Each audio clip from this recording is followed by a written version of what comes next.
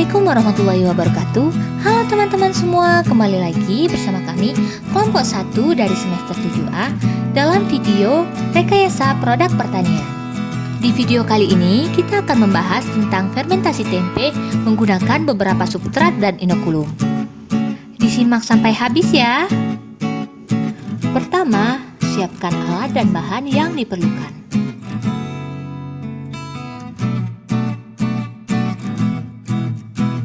Koro atau kedelai dicuci dan direndam menggunakan air bersih selama 24 jam. Perbandingan antara koro dan air adalah 1:4. Untuk perendaman kedelai cukup 6-8 jam saja.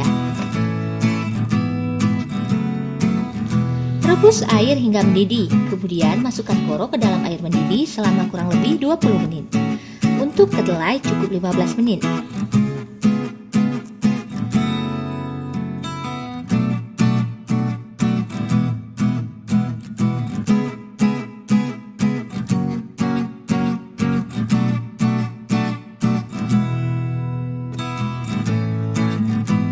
Koro ditiriskan dan dikupas, kemudian direndam kembali selama 24 jam. Untuk kacang kedelai cukup 2 jam saja.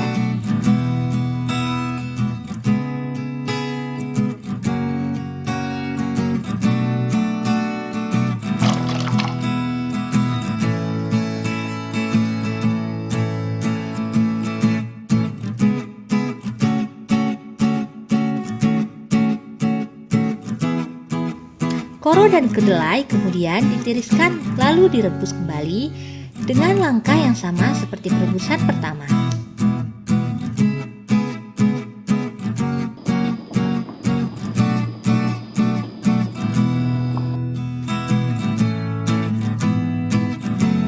Setelah perebusan selesai, koro atau kedelai ditiriskan dan diangin-anginkan. Pastikan pada saat inokulasi, koro atau kedelai dalam kondisi tidak terlalu berair dan juga sudah dingin.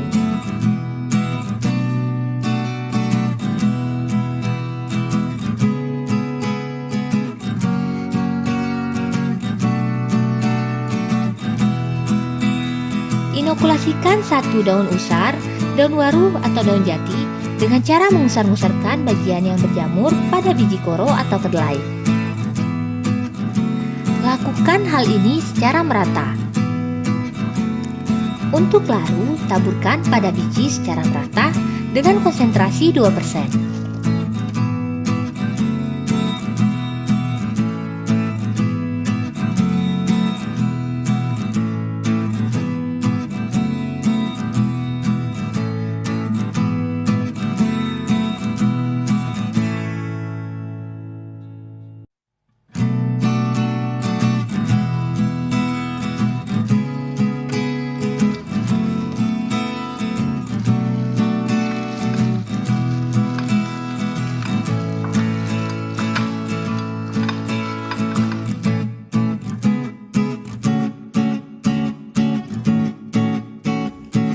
Bungkus setengah bagian tempe menggunakan daun pisang dan setengah bagian menggunakan plastik.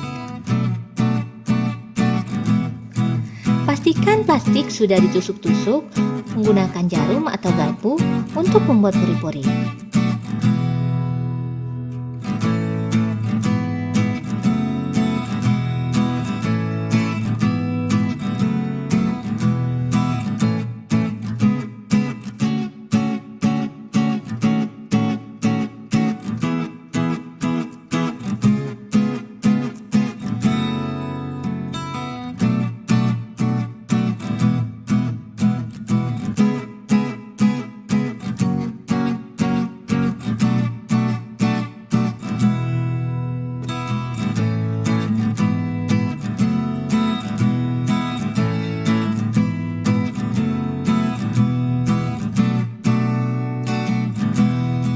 Inkubasi pada suhu ruangan dan amati perubahannya setiap 12 jam. Tempe merupakan produk olahan kedelai yang terbentuk oleh aktivitas kapang jenis Rhizopus sp melalui proses fermentasi. Proses pembuatannya ada 2 tahap. Yang pertama, prafermentasi dan yang kedua fermentasi. Kualitas tempe dipengaruhi oleh bahan baku, proses pengolahan, dan jenis inokulum yang digunakan. Inokulum merupakan bahan yang mengandung biakan jamur Rhizopus sp yang berperan dalam proses fermentasi tempe. Pada praktikum ini, inokulum yang digunakan adalah usar daun jati dan usar daun waru, sedangkan substrat yang digunakan adalah kedelai dan kacang koro.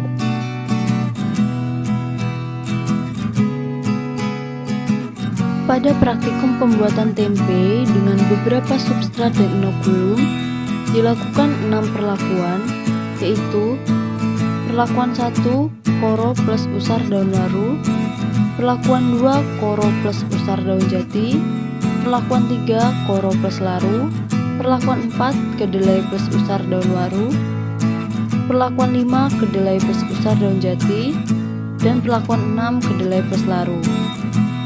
Perlakuan tersebut dibagi menjadi 2 kemasan.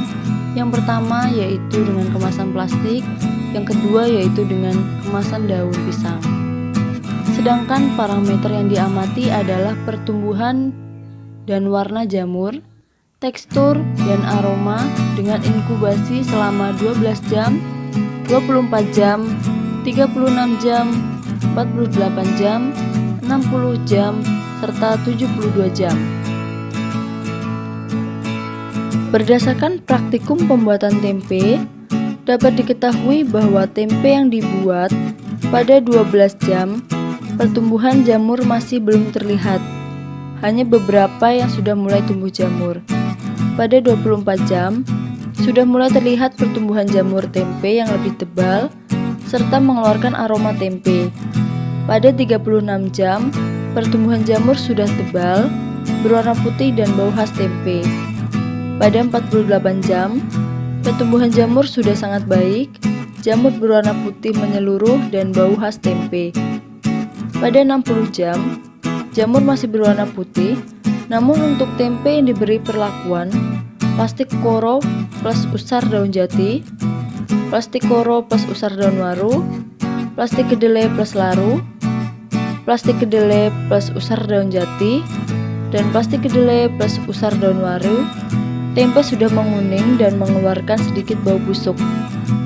Sedangkan pada 72 jam, tempe yang masih tetap bagus yaitu dengan perlakuan plastik koro plus laru, daun koro plus laru, daun koro plus usar daun jati, daun koro plus usar daun waru, daun kedelai plus laru, daun kedelai plus usar daun jati, dan daun kedelai plus usar daun waru.